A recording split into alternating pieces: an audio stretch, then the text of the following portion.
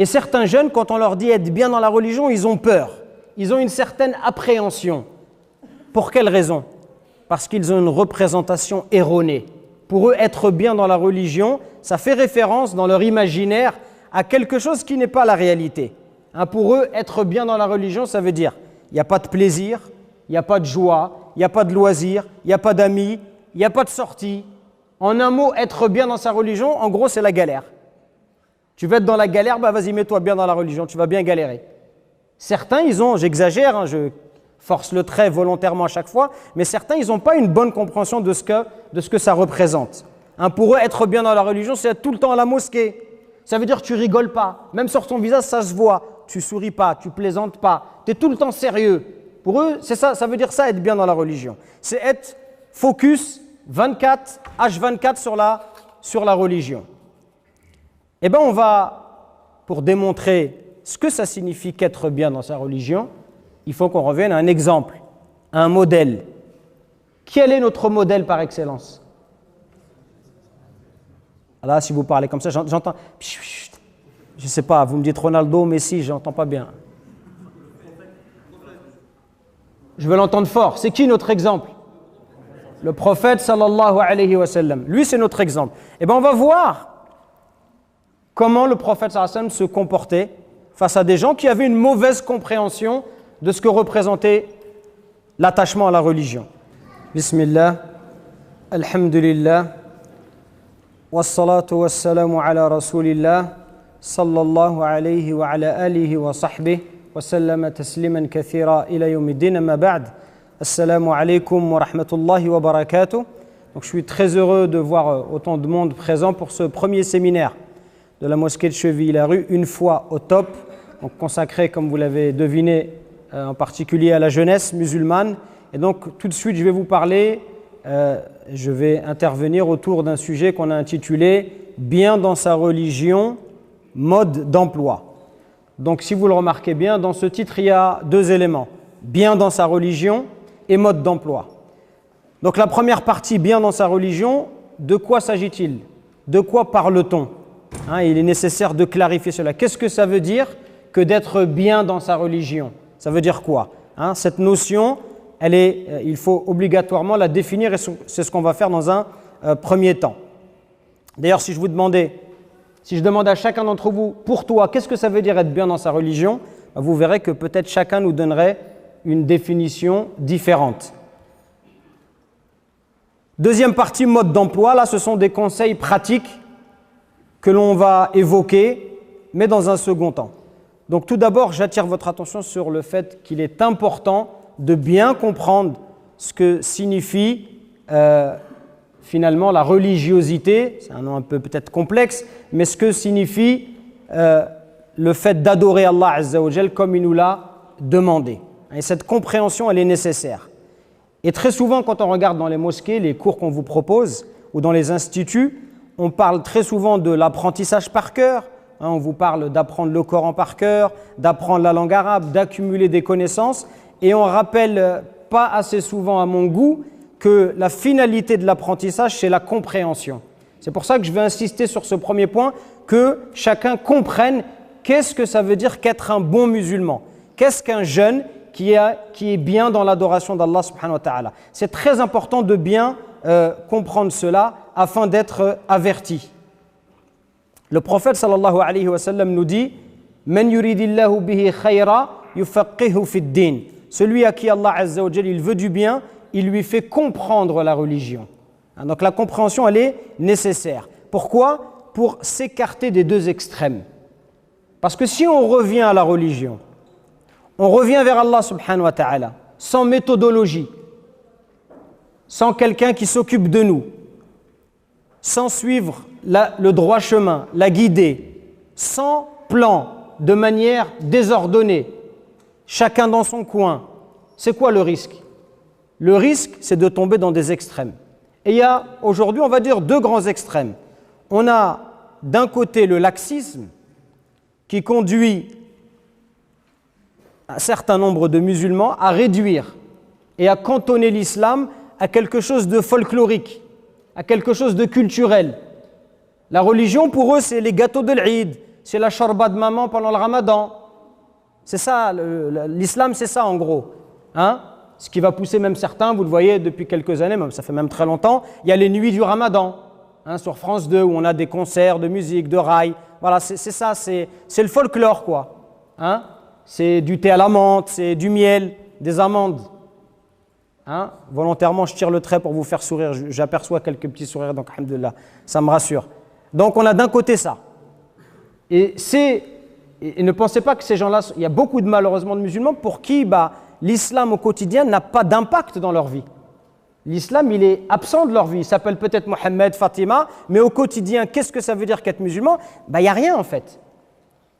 Donc on a d'un côté cet extrême-là, et on a de l'autre côté des gens qui sont dans le sectarisme pur et dur, qui sont dans le fanatisme, dans l'extrémisme, bien sûr avec différents degrés. Et c'est ce qui a malheureusement conduit un certain nombre de jeunes qui sûrement étaient animés d'une bonne intention. On ne parle pas ici de sincérité, peut-être que ces jeunes-là, ils étaient très sincères, ils avaient envie de revenir vers Allah subhanahu wa ta'ala. Mais comme il n'y avait pas de compréhension, il n'y avait pas de fiqh, il n'y avait pas de compréhension de ce que ça signifie qu'être un bon musulman, et ces jeunes-là, ils ont été embrigadés. Vous savez, comme moi, très bien, que certains, ça va, c'est l'extrême, c'est la minorité, mais certains, ça va jusqu'à des attentats, jusqu'à prendre la vie qu'Allah il a rendue sacrée. Et pourquoi on en arrive là? Parce qu'il n'y a pas de compréhension. Donc la compréhension, elle est capitale. C'est très important de bien comprendre, et c'est sur ça qu'on va s'atteler dans un premier temps. Comprenez bien que l'ignorance, c'est une maladie mortelle. C'est une des pires maladies qu'il peut y avoir pour l'être humain, c'est l'ignorance. Parce qu'il fait des choses sans savoir pourquoi, sans savoir comment, et il ne s'en rend même pas compte que peut-être ce qu'il est en train de faire, c'est grave, étant donné qu'il est ignorant. Il ne mesure pas les conséquences de ses actes. Donc tout d'abord, bien dans sa religion, comment? Comment est-ce qu'on est bien dans sa religion? Et certains jeunes, quand on leur dit être bien dans la religion, ils ont peur. Ils ont une certaine appréhension. Pour quelle raison? Parce qu'ils ont une représentation erronée.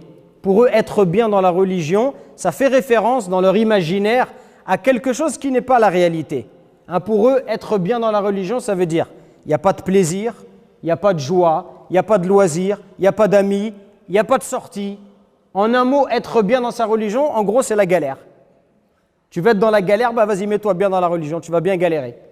Certains, j'exagère, je force le trait volontairement à chaque fois, mais certains, ils n'ont pas une bonne compréhension de ce que ça représente. Pour eux, être bien dans la religion, c'est être tout le temps à la mosquée. Ça veut dire que tu rigoles pas, même sur ton visage, ça se voit. Tu souris pas, tu plaisantes pas, tu es tout le temps sérieux. Pour eux, c'est ça, ça veut dire ça, être bien dans la religion. C'est être focus 24, H24 sur la religion. On va, pour démontrer ce que ça signifie qu'être bien dans sa religion, il faut qu'on revienne à un exemple, à un modèle. Quel est notre modèle par excellence? Là, si vous parlez comme ça, j'entends... Je ne sais pas, vous me dites Ronaldo, Messi, je n'entends pas bien. Je veux l'entendre fort. C'est qui notre exemple? Le prophète sallallahu alayhi wa sallam. Lui, c'est notre exemple. On va voir comment le prophète sallallahu alayhi wa sallam se comportait face à des gens qui avaient une mauvaise compréhension de ce que représentait l'attachement à la religion. Il y a 3 hommes, Anas il nous rapporte, radiyallahu anhu, comme le rapporte l'imam al-Bukhari Muslim, il nous dit il y a 3 hommes qui sont venus voir les épouses du prophète sallallahu alayhi wa sallam pour leur poser des questions, pour savoir comment le prophète il adore Allah dans sa maison, comment il est dans sa maison. Est-ce que dès qu'il rentre chez lui, il prie toute la nuit? Qu'est-ce qu'il fait? Et quand les épouses du prophète, elles ont dit comment il était le prophète sallallahu alayhi wa sallam à la maison, ils ont dit c'est pas beaucoup en fait. Ils s'attendaient à plus. Ils s'attendaient à ce qu'on leur dise il fait la prière tout le temps, il plaisante jamais avec nous, il rigole pas, il est tout le temps en train de pleurer. Les gens ils pensent des fois que le religieux il est comme ça. Même des fois des gens quand ils parlent, ils disent t'es imam, t'es imam mais tu joues au foot? Ouais, je mange du Nutella aussi. Je fais pas que de jouer au foot. Et il est où le problème? J'ai l'impression que quand tu es dans la religion, ça veut dire que tu es que, je sais pas, tu es tout le temps en train de prier, même dans le bus, tu attends entre 2 métros, tu fais 2 rak'at comme ça. C'est ça, ouais, j'avais 2 minutes alors j'ai fait... Les gens, ils s'imaginent des choses. Donc ces gens-là, ils se sont dit quoi? Ils se sont dit, bah, c'est pas assez. Mais qu'est-ce qu'ils se sont dit? Ils se sont dit, mais lui c'est normal, c'est le prophète sallallahu alayhi wa sallam, Allah il lui a déjà pardonné ses péchés passés et futurs. Donc il n'a pas besoin d'en faire plus. Déjà c'est une première erreur. Leur manière de penser elle est erronée. Et donc qu'est-ce qu'ils se sont dit? Un il a dit, alors moi, contrairement au prophète, moi je vais passer à partir d'aujourd'hui, je jure, je vais passer toutes mes nuits en prière. Toutes mes nuits, je vais faire la prière. Je ne dors plus la nuit. C'est fini. Le second, il a dit, moi, je vais jeûner tous les jours. Tous les jours de ma vie, je vais jeûner. Je vais être en état de siyam. Et le troisième, il a dit, moi, je ne me marie pas.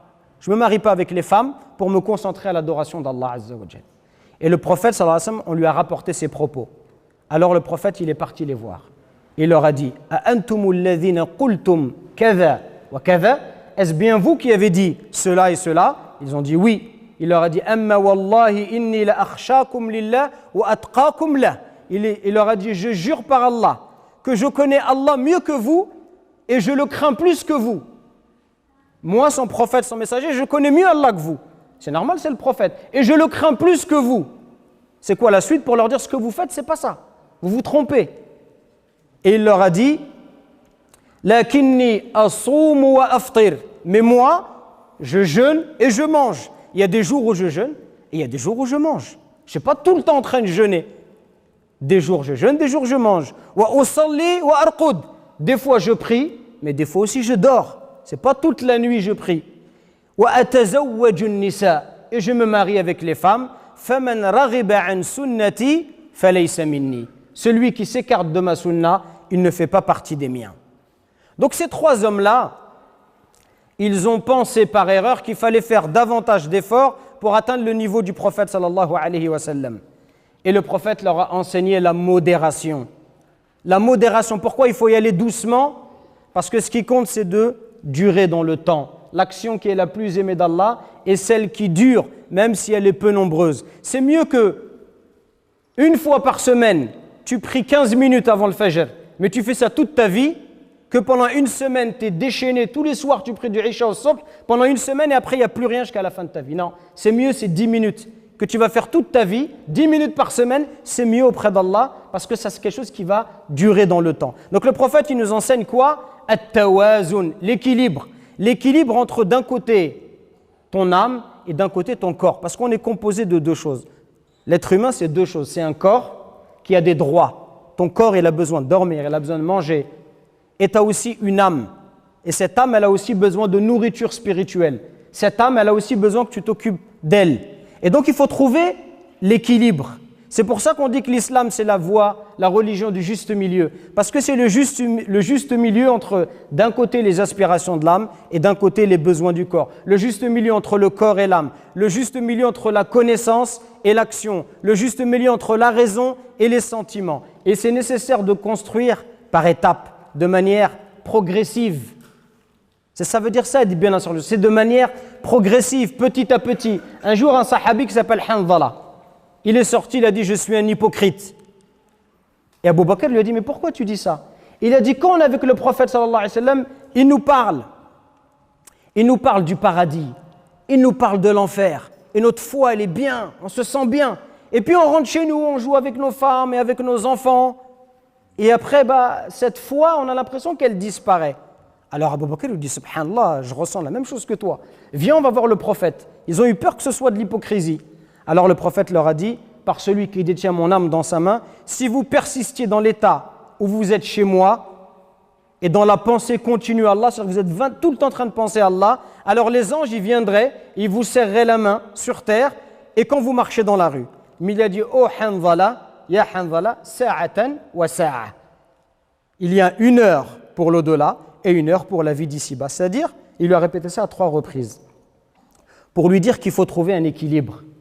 Être bien dans ta religion, ça ne veut pas dire que tu n'as pas de loisirs, que tu n'as pas d'amis, que tu n'as pas des activités extérieures, que tu ne passes pas du temps dans des choses qui te procurent du plaisir. Ça ne veut pas dire ça. Tu as le droit d'avoir ces choses-là, mais également, en parallèle, tu ne dois pas oublier tes devoirs vis-à-vis d'Allah Azza wa Jal, tes devoirs vis-à-vis de ta famille, tes devoirs si tu es un père de famille, tes devoirs vis-à-vis de tes petits frères et tes petites sœurs, tes devoirs d'écoliers, d'étudiants, de citoyens dans la rue. Quand tu conduis ta voiture ou ton scooter, ton devoir en tant qu'usager de la route, tu ne dois pas oublier d'un côté ton devoir et ce qui t'est demandé. Hein? Donc c'est un équilibre à trouver. Et dans tout ce que tu fais, tu dois garder tes valeurs et ton éthique de musulman. Bien sûr, tu joues au foot, tu as le droit de jouer au foot. Mais quand tu joues au foot, est-ce que parce que tu perds, tu as le droit de t'énerver et d'insulter l'arbitre? Ou d'insulter ton coéquipier? Ou parce que tu supportes une équipe, il y en a qui baissent la tête, c'est-à-dire vous perdez beaucoup, vous aussi comme moi. On a pris 11-2 la semaine dernière au foot, il fallait le mettre en application. Quand tu prends 11-2 à la fin d'un match de foot, tu sors et là on va voir. Si tu es un bon musulman, qu'est-ce que tu vas dire? Tu vas dire, alhamdoulilah, on a perdu, c'est qu'on n'est pas suffisamment entraîné, il faut s'entraîner, il faut perdre du poids, il faut venir, Mais si tu as un mauvais comportement, qu'est-ce que tu vas dire? Comme souvent les footballeurs, c'est toujours la faute de l'autre. C'est la faute du gardien parce qu'il est trop petit, c'est la faute du 5 parce qu'il est trop gros, c'est la faute de celui-là parce qu'il ne court pas vite, etc. Et des fois, on a des comportements qui ne sont pas corrects. Donc, si tu es musulman, bien sûr que tu as le droit de faire du sport, mais quand tu fais du sport, on veut voir que tu es musulman. Parce que le musulman qui fait du sport, il n'est pas comme n'importe qui. Il est fair-play. Il n'oublie pas que c'est qu'un sport, qu'un jeu. Ce n'est pas le but de ta vie, etc., etc.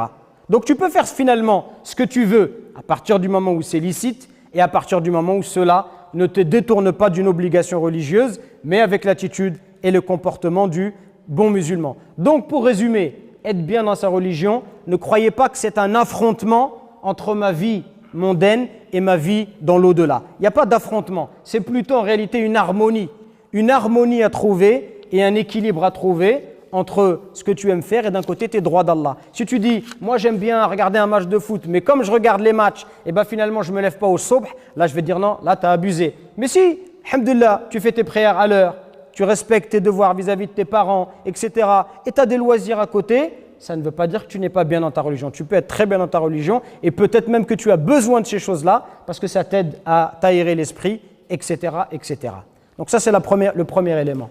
Être bien dans sa religion, c'est un équilibre à trouver. Et bien sûr, plus vous allez avancer dans votre religion, plus vous allez renforcer votre pratique religieuse.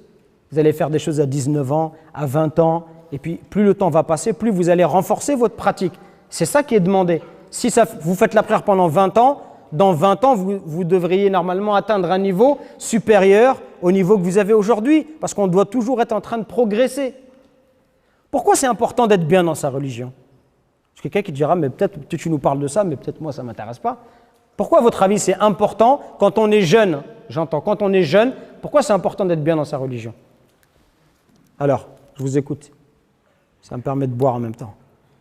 Alors, t'es jeune aussi toi encore ou pas? Qu'est-ce que t'en penses? Là, je te pose la question, je ne t'ai pas dit. Très bien, très belle réflexion. Pourquoi c'est important? Parce que ce n'est pas parce qu'on est jeune qu'on va vivre longtemps. Ce n'est pas parce qu'on a 20 ans qu'il nous reste 50 ans à vivre. Personne ne sait quand il va mourir. Vous pouvez avoir 20 ans et il vous reste que 40 jours à vivre, 50 jours à vivre. Ça, c'est tout à fait possible. Donc ça, effectivement, c'est une réflexion très pertinente. Qu'est-ce qu'il y a d'autre encore? Je te rassure, tu es jeune. Chez certains, jeunes, c'est jusqu'à 51 ans, donc t'inquiète. Toi et moi, on est dans la moyenne encore. Alors, ouais.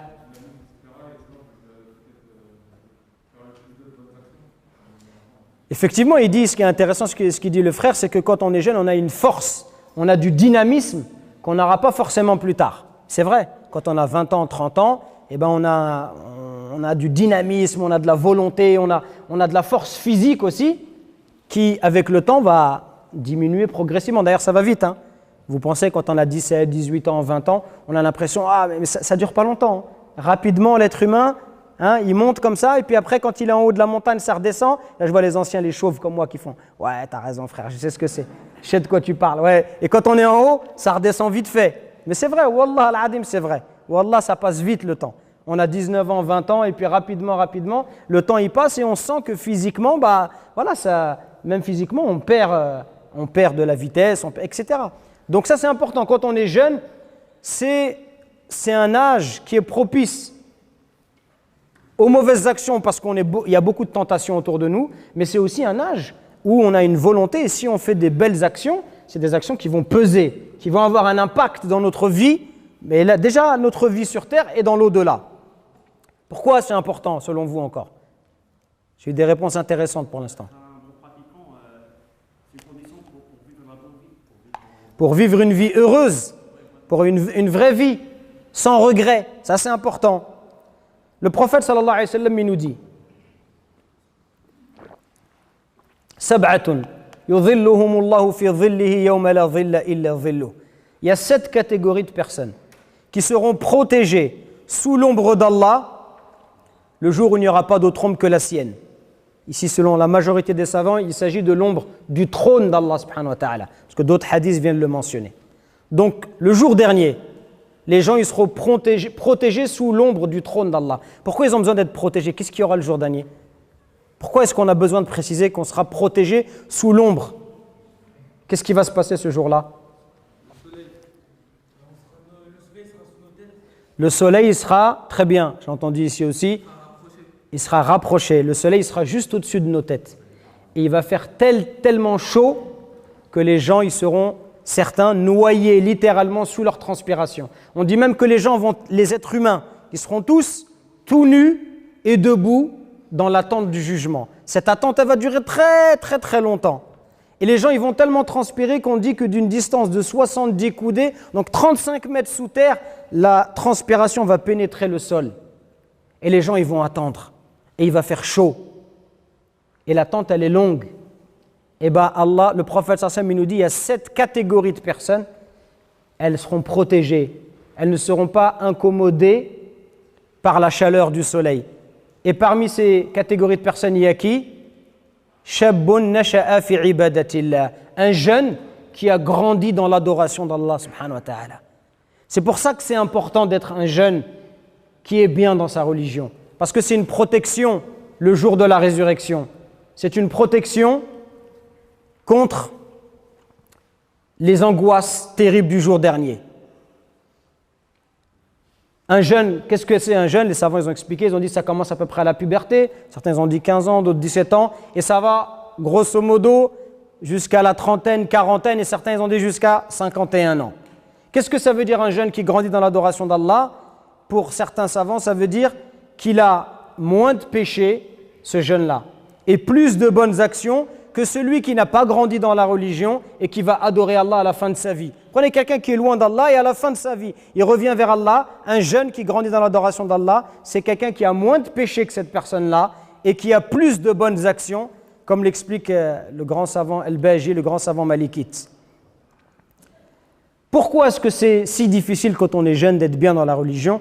Comme le dit si bien Ibn al-Qayyim rahimahullah, il y a 2 facteurs qui rendent la patience difficile. Il y a 2 facteurs, s'ils sont réunis, c'est dur de ne pas commettre de péché. Le premier, c'est la force de la tentation. Quand on est très tenté. Et quand on est jeune, c'est normal, on a aussi un appétit, un désir qui est plus important. Et on vit dans une société aujourd'hui où on a une érotisation. Ça veut dire quoi? Ça veut dire que vous allumez la télé et très rapidement, en quelques secondes, vous allez avoir des femmes dénudées, des hommes dénudés, pour un oui ou pour un rien. Que ce soit des émissions totalement plus débiles les unes que les autres. Ça a commencé il y a 20 ans, quand nous on était encore jeunes, et ça continue aujourd'hui. Il y a tellement de trucs, je ne sais pas, les Marseillais, le reste du monde, à Cuba, à Mani, à Tombouctou, ils sont partout. Chez les Chleuh à Agadir bientôt, il y en a, voilà, ils sont dans tous les trucs, les Marseillais, les Lensois, je ne sais pas quoi. Alors, des émissions comme ça débiles, où c'est quoi l'idée? C'est juste viens te mettre tout nu, comme ça tu vas être connu. C'est ça en gros, c'est juste expose ta nudité pour réussir dans la vie, c'est ça. Tu n'as rien d'autre, tu n'as que ton corps, alors vas-y expose-le. Donc on a d'un côté ça qui force, qui augmente la tentation du jeune, et de l'autre côté on a la facilité à commettre l'interdit. Et aujourd'hui c'est plus facile. Pourquoi c'est plus facile? Et je vous parle juste de 20 ans d'écart, juste un jeune comme moi qui était jeune dans les années 90. Et aujourd'hui, ça a déjà changé beaucoup. Pourquoi ça a changé? Pourquoi c'est plus facile aujourd'hui pour vous? Qu'est-ce qu'il y a? Il y a le téléphone. Nous, avant, on n'a pas de téléphone en 90. Tu es en train de nous insulter, on n'avait pas de téléphone. On avait le téléphone, mais lequel? Le fixe. Donc quand tu appelles, tu tombes sur qui?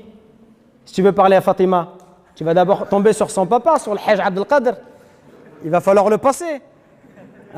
C'est un mélange de Van Dijk et Marcelo réunis, tu vois. C'est dur de passer. C'est compliqué. Mais à l'époque, c'était compliqué. C'était pas comme aujourd'hui. Les réseaux sociaux, les sites de rencontres, même celui qui est moche, il peut sortir avec une fille. Il n'y a plus besoin d'être beau. Hein? C'est vrai, il n'y a plus besoin. Donc quand tu as tous ces trucs-là, et toi tu es un jeune musulman, et tu crains Allah Azza wa Jal, et tu te dis pour Allah, alors que c'est facile, mais pour Allah je ne le fais pas, et ben Wallah tu ne peux pas t'imaginer que ce que tu es en train de faire c'est grandiose. Tu t'en rends pas compte, et vous ne vous en rendez pas compte, que quand vous vous abstenez de désobéir à Allah, alors que c'est très facile pour vous, ce que vous êtes en train de faire c'est incroyable. C'est tellement incroyable que tu mérites qu'Allah il te protège sous l'ombre de son trône le jour du jugement dernier. Et peut-être que les anciens, les gens de mon âge, on ne s'en rend pas suffisamment compte. Que ce que tu es en train de faire, j'ai envie de dire, c'est presque un exploit. Mais c'est faisable. C'est faisable parce qu'Allah il t'a donné la capacité de le faire.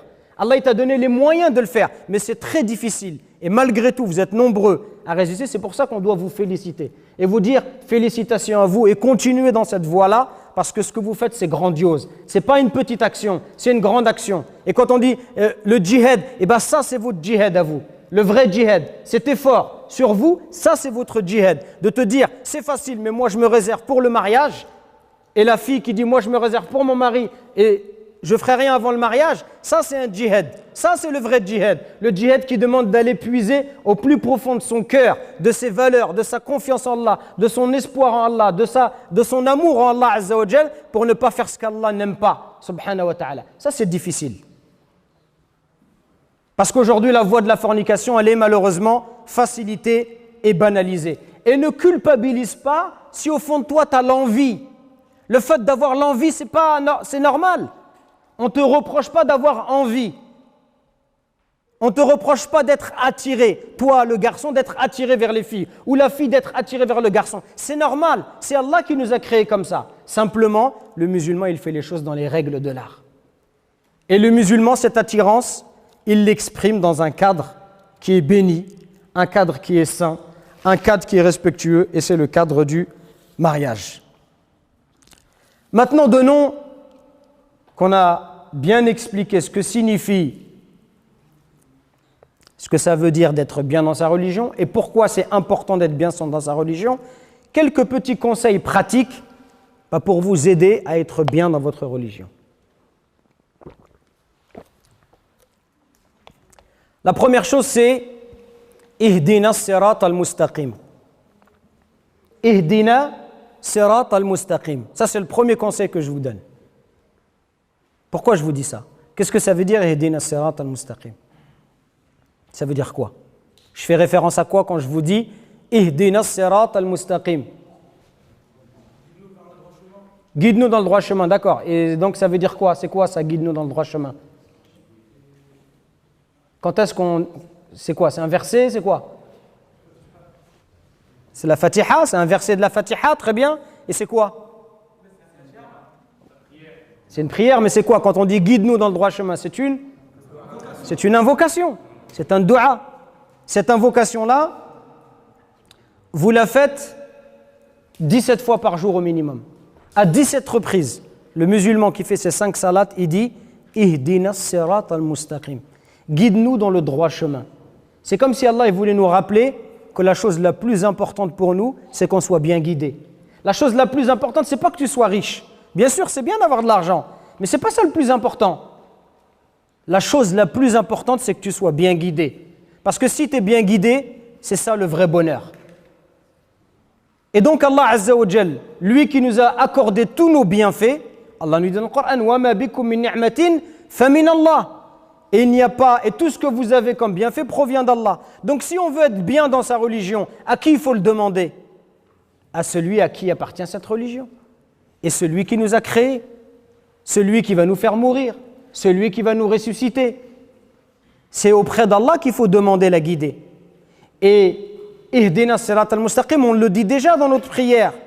Mais ce qui est important, c'est quoi? C'est de comprendre que quand tu prononces une invocation, ce qui compte, c'est l'invocation que tu vas prononcer. Donc là, c'est une invocation du Coran. Donc c'est une belle invocation. Allah nous l'a enseigné. Mais ça ne suffit pas. Ça ne suffit pas de dire Ihdina sirat al-mustaqim si tu ne sais pas ce que tu es en train de dire, si tu ne comprends pas l'importance de ce dua-là et si tu ne ressens pas en toi-même le besoin d'être guidé. Parce que quelqu'un, qu'est-ce qu'il pourrait dire? Mais les musulmans, on est déjà bien guidés. Pourquoi est-ce qu'on demande encore à Allah de nous guider? On est guidé ou on n'est pas guidé? On est guidé les musulmans ou on est égaré?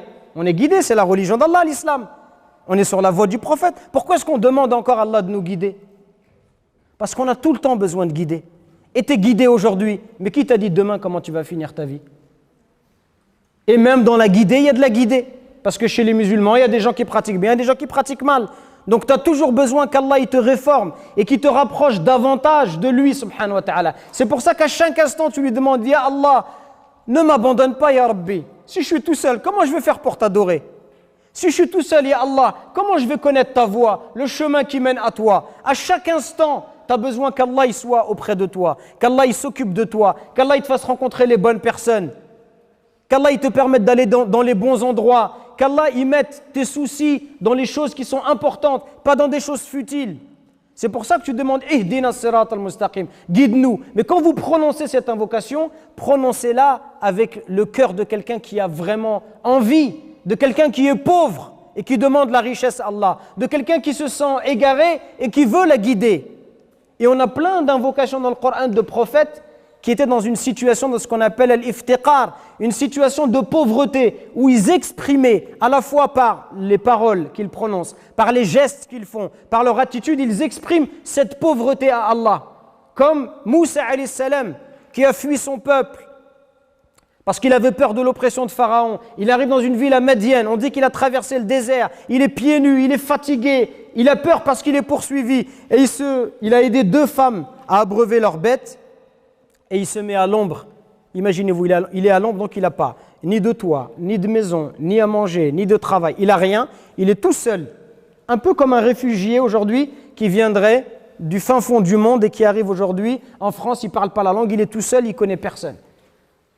Regardez l'invocation que cette personne va prononcer. C'est une invocation sincère, du plus profond de son cœur. Ce n'est pas une invocation mécanique, ce n'est pas machinal. Non, il le dit. Il dit Rabbi inni lima anzalta ilayya min khayrin faqir. Oh Allah, j'ai besoin du bien que tu vas faire descendre sur moi. Il n'a pas dit quel bien. Il n'a pas dit donne-moi une femme, un travail. Il a dit Ya Rabbi, j'ai besoin du bien. Allah choisit pour moi, mais fais descendre le bien. Allah, il lui a tout donné. Une épouse, un travail, une sécurité. Il était en sécurité. Allah, il lui a tout donné par cette invocation-là. Donc, les invocations, on les fait. Mais quand vous dites Ihdina sirat al-mustaqim et que vous êtes jeune, c'est comme si tu es en train de dire Ya Allah, guide-moi. Guide-moi parce qu'autour de moi, il y a les tentations. Il y a des gens qui me tirent pour aller vendre de la drogue. Il y a ceux qui me tirent pour sortir avec les filles, pour perdre mon temps le soir, etc. Il y a plein de tentations autour de moi. Ya Rabbi, guide-moi vers toi pour que je me protège de tous ces chemins-là. C'est ça que ça veut dire. Et ça, c'est la chose la plus importante. Et si vous le dites et vous êtes sincère, par Allah, Allah Azza wa Jalla ne sera pas insensible à votre invocation. Parce que Allah, c'est lui qui vous a demandé de l'invoquer. وَقَالَ رَبُّكُمُ ادْعُونِي أَسْتَجِبْ لَكُمْ. Et votre Seigneur a dit, et si vous m'invoquez, je vous exaucerai. وَإِذَا سَأَلَكَ عِبَادِي عَنِّي فَإِنِّي قَرِيبٌ. Et si mes serviteurs t'interrogent à mon sujet, alors je suis tout proche. Et je réponds à l'appel de celui qui m'invoque quand il m'invoque. Allah, il a donné cette promesse. Si tu l'invoques sincèrement, Allah y répondra à ton invocation. Deuxième conseil qu'on peut donner, incha'Allah ta'ala, et encore une fois, c'est des choses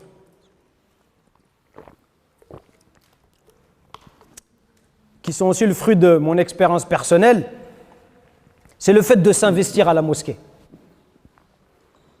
Si je vous demande là tout de suite et vous me répondez sincèrement, vous ne faites pas du sevi en me disant, vous allez comprendre pourquoi je vous dis ça. Si je vous demande quelle est la personne de notre époque, la célébrité pour être précis, la personne que vous aimez, que vous appréciez le plus, bon, comme un peu de retenue, ne me dites pas Lady Gaga, alaykum quand même. Ronaldo, Messi, je veux bien, mais n'allez pas dans les extrêmes quand même. Alors, en toute honnêteté, allez, dites-moi, quelqu'un que vous appréciez, vous aimeriez bien le rencontrer. Allez, dites-moi. Regarde, ils sont en train de faire les pieux là. Ils vont me dire Al-Hussari. C'est qui a dit Zidane? Ouais, ça se voit que tu es vieux, Khoya. Zidane, il a arrêté en 2006. Mais vas-y, on va prendre Zidane. Yallah. Je ne sais même pas s'ils le connaissent. Mais encore, il entraîne, donc ça va. Sinon, je ne pourrais même pas savoir c'est qui. Tu ne voulais pas remonter plus haut aussi, Paolo Rossi ou là. Hein? Donc, Il a dit Zidane, ou là quelqu'un de célèbre. Si je vous dis cette personne-là, elle cherche quelqu'un pour travailler chez lui. Il veut quelqu'un qui reste avec lui. Ou qui va le chercher à la fin de l'entraînement pour conduire la voiture. Ça vous intéresse comme taf ou pas?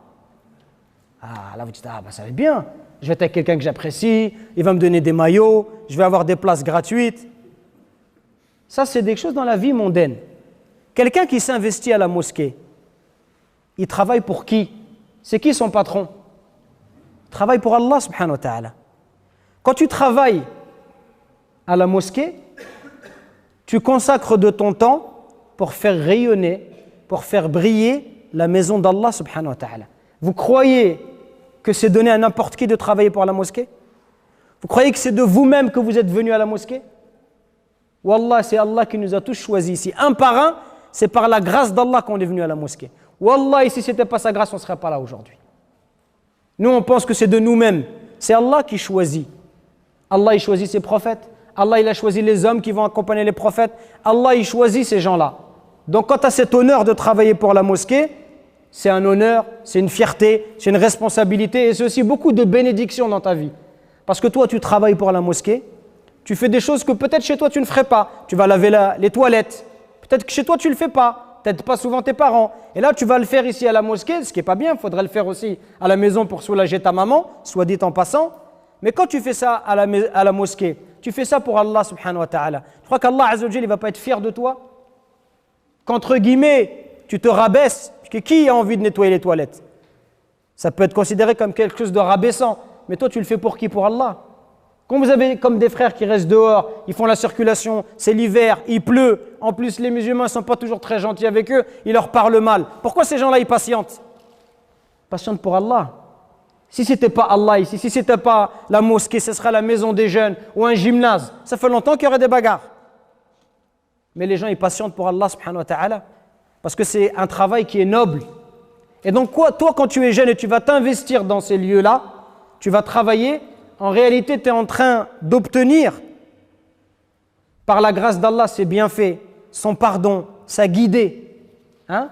Parce que tu vas profiter, tu es dans le royaume d'Allah subhanahu wa ta'ala, Allah il va te faire profiter de ses bienfaits. Vous savez, une dame à l'époque du prophète sallallahu alayhi wa sallam, elle faisait le ménage. Quand elle est décédée, les sahaba radhiyallahu anhum, ils n'ont rien dit au prophète. Ils ne voulaient pas le déranger. Et le prophète un jour, parce que le prophète il fait attention aux gens. Le prophète il fait attention aux gens qui sont autour de lui. Le prophète, c'est pas comme un président. Un président, il a des centaines de gens qui travaillent pour lui. Il les connaît même pas, il connaît pas leur prénom, il leur parle pas. Pour lui, peut-être, ils existent même pas ces gens-là. Le prophète, ça lui, il fait attention. Et à un moment, il voit plus cette femme, qu'on dit c'est une femme noire. Il la voit plus à la mosquée. Il dit, elle est où? Et on lui dit, cette dame, elle est décédée. Il leur dit, mais pourquoi vous me l'avez pas dit? Ils ont dit, ya Rasulallah, on voulait pas te déranger. Il a dit, non, montrez-moi sa tombe. Il est parti jusqu'à sa tombe pour prier pour cette femme-là et lui faire des invocations. Qu'est-ce qu'elle a fait cette femme-là? Elle nettoyait la mosquée. Pour vous montrer la valeur de ces actions. Ce n'est pas des petites actions. En plus, quand tu travailles pour la mosquée, quand tu es à la mosquée, quand tu es investi à la mosquée, c'est là, et je ne veux pas trop empiéter sur le dars de Cheikh Ayoub tout à l'heure, mais on va parler des fréquentations. Mais comment tu vas te faire des bonnes fréquentations? La fréquentation, elle se fait par rapport aux lieux que tu fréquentes. Si tu fréquentes certains lieux, tu vas fréquenter les gens de ces lieux-là. Si tu es toujours au bistrot, tu vas fréquenter les gens des bistrots. Si tu fréquentes la mosquée, tu vas trouver d'autres jeunes comme toi qui fréquentent la mosquée. Moi, aujourd'hui, j'ai 42 ans. Mes amis dans ma ville où j'ai grandi, mes amis, alors, et vous ferez le point et vous demanderez aux gens qui ont mon âge au plus, tu as à 40 ans, 50 ans, très peu de gens que tu connais depuis que tu es tout petit. Des amis d'enfance depuis que tu es en CP ou en maternelle. Tu en as peut-être un ou deux. La plupart, chacun il va faire sa vie. Aujourd'hui, la plupart de mes amis, mes anciens amis, ceux qui sont amis avec moi depuis longtemps, c'est des jeunes comme moi que j'ai connus à la mosquée de Longjumeau quand j'avais 15 ans, 16 ans, 17 ans, 18 ans. Aujourd'hui, c'est mes plus proches amis. C'est des gens que j'ai rencontrés où? À la mosquée comme moi. Comme moi, ils ont été attirés par la mosquée et autour de la mosquée, ça a créé de l'amitié et aujourd'hui, c'est mes meilleurs amis. Donc la mosquée, c'est un bienfait à beaucoup d'égards. Et je parle même pour vous parce que on en parlera plus tard, mais quand on parle d'épouse, et vous les sœurs, quand on vous parle de mari, vous dites, mais elles sont où les femmes pieuses? Eh bien, les femmes pieuses, elles sont à la mosquée. Et si tu fréquentes la mosquée, eh bien, peut-être que tu trouveras ta femme aussi à la mosquée. Dans une mosquée pas loin d'ici, où j'interviens souvent également, il y a un frère qui a un pôle humanitaire, un pôle social. Il fait des maraudes. Et il m'a dit, moi j'aime bien travailler avec les jeunes. Il m'a dit, depuis que j'ai fait les maraudes, j'amène des jeunes garçons, des jeunes filles. Il m'a dit, il y a eu 9 mariages par la cause des maraudes de la mosquée en question. 9 mariages. 9 personnes qui se sont mariées. Donc si je vous demande maintenant, on fait des maraudes, vous êtes volontaires, vous allez tous lever la main. On veut faire des maraudes, organiser des maraudes. J'ai une passion subite pour les maraudes. Mais c'est vrai, si tu fréquentes la mosquée, tu vas trouver des jeunes filles comme toi qui aiment la mosquée, et bien c'est facile, la connexion elle est toute faite. Mais si tes connexions elles sont que dans d'autres endroits, eh ben, tu vas trouver les gens de ces endroits-là. Et il peut y avoir des bonnes personnes comme des personnes moins bien. Attention, je ne dis pas qu'à la mosquée on est tous parfaits, bien sûr on a nos défauts, mais tu as plus de chances de tomber sur de bonnes personnes à la mosquée qu'ailleurs, puisque c'est le lieu où on adore Allah subhanahu wa ta'ala. Pour terminer, et ce sera mon dernier conseil, c'est le mariage. Le mariage quand on est jeune. Et en réalité, ce n'est pas mon conseil, c'est le conseil du prophète sallallahu alayhi wa sallam, qui a dit un jour, Ya ma'shar al-shabab, ô vous les jeunes, man istata'a minkumul ba'ata falyatazawwaj, celui qui a la capacité qu'il se marie, fa innahu aghaddu lil basari wa ahsanu lil farj. C'est plus facile, ça lui permettra de baisser le regard et de préserver sa chasteté. وَمَنْ لَمْ يَسْتَطِعْ فَعَلَيْهِ بِالصَّوْمِ فَإِنَّ لَهُ وِجَاء. Et celui qui n'en a pas la capacité alors qu'il jeûne, car le jeûne sera pour lui une protection. Qu'est-ce que ça signifie ici, al-ba'atu, ce qu'on a traduit par la capacité? Certains ils ont dit c'est la capacité physique, c'est-à-dire qu'il est en âge d'avoir des enfants, la puberté donc. D'autres ils ont dit non, c'est plus que ça, c'est la capacité financière, la charge, la capacité d'assumer la charge financière du mariage, de payer une dot, d'avoir aujourd'hui on dirait de payer un loyer, des charges d'un appartement, etc. Mais en réalité c'est même plus que cela. C'est la capacité dans son ensemble, la capacité physique, mais la capacité aussi psychologique, intellectuelle, c'est-à-dire la maturité, parce que ça demande de la maturité, et la capacité matérielle. Et ça se prépare dès maintenant. Rien ne t'empêche dès maintenant de te responsabiliser, d'essayer de faire des petits boulots, de mettre de l'argent de côté, etc. en prévision du jour où, si tu veux te marier, tu as un petit peu d'économie. Donc ça veut dire que s'il faut cette maturité pour se marier, nous aussi les adultes, la mosquée, on a ce devoir, et vos parents, il y a un besoin, on a le devoir d'aider les jeunes à atteindre la maturité, à se former, à être accompagnés pour se marier. Parce que si on n'est pas accompagné et si on ne comprend pas le but du mariage, comment on se marie, pourquoi on se marie, avec qui on se marie, le risque, s'il n'y a pas de compréhension, n'oubliez pas, s'il n'y a pas de compréhension dans ce que je fais, il y a de grandes chances que je ne fasse pas les choses correctement. C'est pour ça qu'on a beaucoup de jeunes qui se marient, mais on a aussi beaucoup de divorces. Pourquoi? Parce que les gens ne comprennent pas pourquoi on se marie. Quand on se marie, c'est pour qui qu'on se marie? On se marie avant tout pour Allah Azza wa Jal. Considérez le mariage comme une adoration. C'est un moyen de vous rapprocher d'Allah subhanahu wa ta'ala. Ça, c'est la première chose.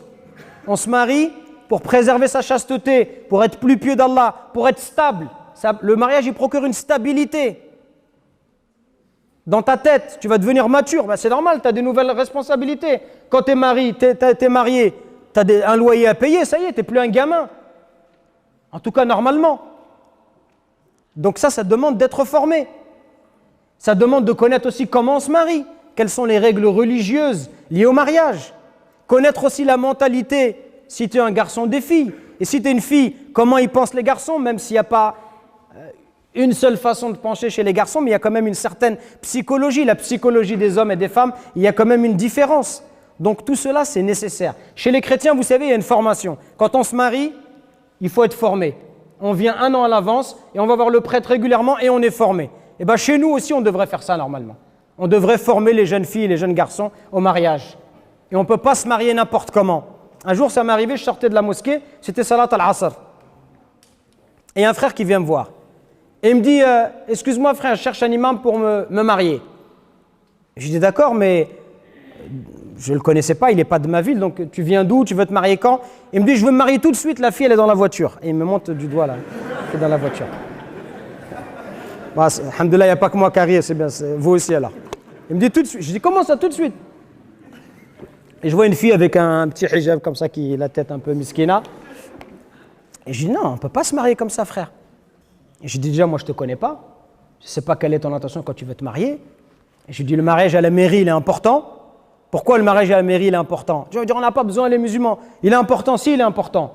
Parce que quand vous vous mariez avec l'imam, si vous faites n'importe quoi, l'imam, il n'a pas de police, il n'a pas d'armée, il n'a rien pour faire respecter les droits de la femme. Et donc, c'est déjà arrivé que des jeunes se marient. Et moi, ça m'est déjà arrivé dans ma mosquée de marier quelqu'un un vendredi soir. Et le samedi matin, il dit à la fille, non, excuse-moi, désolé, salam alaikum, après avoir consommé le mariage. Parce que c'est une convertie. Parce que si ça serait un arabe ou un africain, il sait très bien que ses frères, il l'auraient attrapé et il aurait passé un sale quart d'heure. Mais comme c'est une convertie, alors on peut s'amuser avec les convertis. Donc ça, c'est la responsabilité de qui? Ça, c'est la responsabilité de l'imam. C'est pour ça quand les imams vous disent mariez-vous à la mairie, c'est pour ça. Parce que si tu te maries à la mairie, demain tu ne fais pas n'importe quoi. Pour divorcer, ça va te prendre 6 mois ou 8 mois, il va falloir passer par un avocat. Ça veut dire que c'est toute une réflexion. Donc le mariage, ce n'est pas un jeu. Le mariage, ça se prépare. Mais quand tu te maries jeune, c'est magnifique. Parce que tu es préservé de plein de choses. Mais quand on n'est pas préparé, ben, qu'est-ce qui se passe? On arrive à des problèmes. Quelqu'un qui est marié, mais sa femme, tous les soirs il traîne. Tous les soirs il reste dehors. Tous les soirs il va manger au grec avec ses copains. Et il rentre qu'à 2 h du matin. Et si sa femme, elle ne veut pas être douce avec lui, elle dira, tu ne connais pas le hadith qui dit que les anges... Ah, les hadiths, c'est que quand ça t'arrange.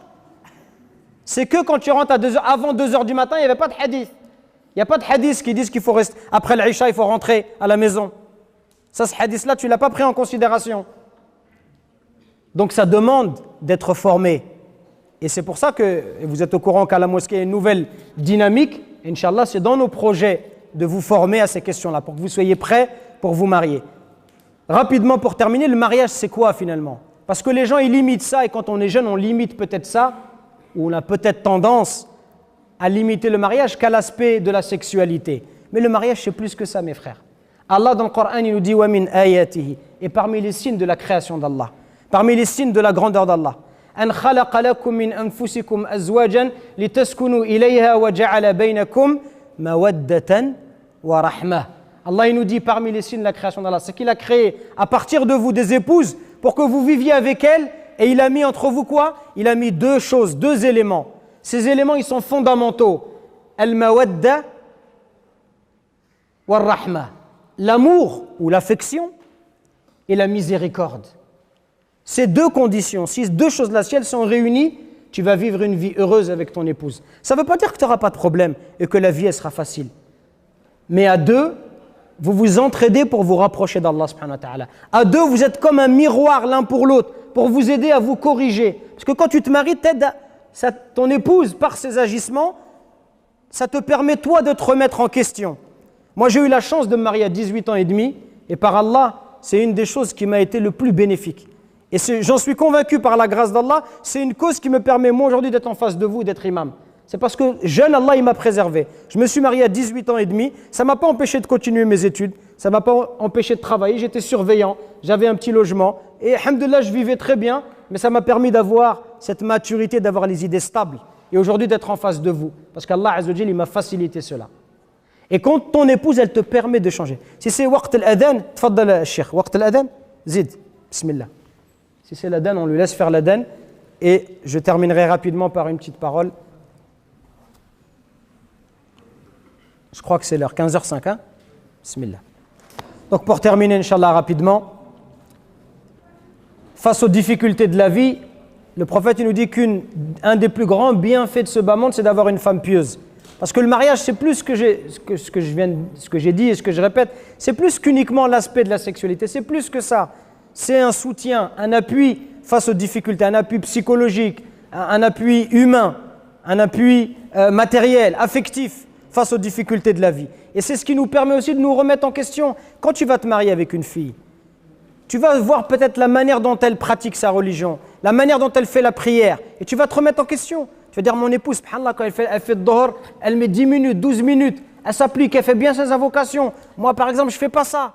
Ça se permet de te corriger. C'est pour ça que le mariage, on est 2, mais en vérité, ça nous aide à être meilleurs avec Allah subhanahu wa ta'ala. Je finis juste avec une petite anecdote pour vous montrer que ça vous aide à voir les choses différemment. Pour peu que vous ayez du recul et de la lucidité. Je suis marié avec une sœur convertie. Et comme vous le savez, nous les Maghrébins, dans la nourriture, l'alimentation, on mange beaucoup. Mais on ne s'en rend pas forcément compte. Et la première fois que je suis parti chez mon épouse, j'étais invité à un repas, il y avait donc ma belle-mère, ils ont servi un plat avec un poulet et des pâtes.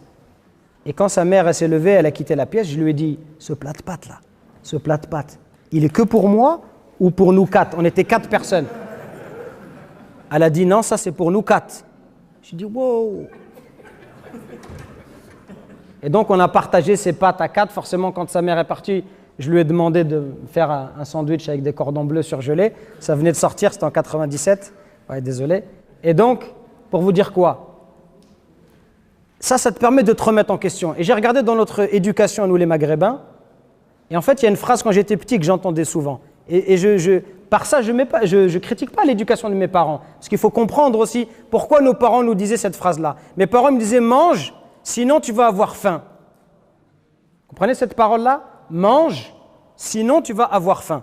Normalement, si tu vas avoir faim, quand tu as faim, tu vas manger. Il n'y a pas besoin de manger en amont. Mais quand on comprend d'où nos parents ils ont grandi, dans quel contexte ils ont vécu, ils sont nés dans les années 40, 50. À l'époque, il n'y avait pas assez à manger au bled. Les gens ne mangeaient pas à leur faim. Donc quand il y avait à manger, il fallait manger. Parce que tu n'étais pas sûr de pouvoir trouver demain un repas. Donc la manière que nos parents ils avaient, et quand ils sont arrivés en France dans les années 50, 60, il y avait de l'abondance, il y avait beaucoup à manger. Mais eux, ils avaient gardé cet état d'esprit où peut-être demain il n'y aura pas. Alors il faut, si tu peux manger, vas-y, mange. Parce que demain peut-être il n'y aura pas. Ils mangeaient de la viande peut-être qu'une fois par an, etc. Donc nous, on a grandi avec cet état d'esprit-là, sans nous en rendre compte. Et sans nous en rendre compte, nos assiettes, on mange beaucoup. Et le fait de te marier, par exemple, pour moi, alors je ne vous dis pas que j'ai réussi, mais en tout cas, j'en suis conscient, de se dire que on ne doit pas manger autant. Et dans l'islam, on ne mange pas autant. Le prophète, il nous a dit 1/3 pour la nourriture, 1/3 pour l'air et 1/3 pour les liquides.